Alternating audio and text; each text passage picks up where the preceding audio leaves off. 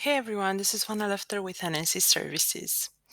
For a few years already, we are being told that email marketing is dead, that it is not effective, and so on. However, there are some studies and research data that prove that the only issue is that email marketing is not being done right when you don't see results.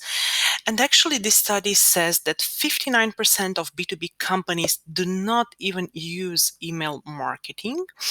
And although we hear it all the time and the media call for the death of email marketing, the numbers apparently prove otherwise. For instance, from the companies that were surveyed, for every $1 they spent on email marketing, they say that they get more than $43 in return.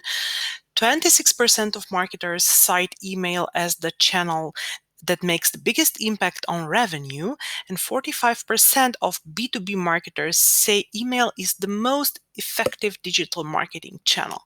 So, this is a study from SuperOffice.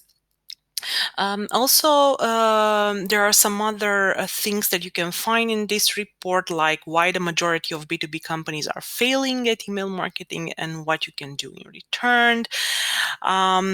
Best practice tips on how you can use email marketing to grow your business. And for that as well, you can follow NNC Services social media channels and subscribe to our blog or reach out to us directly.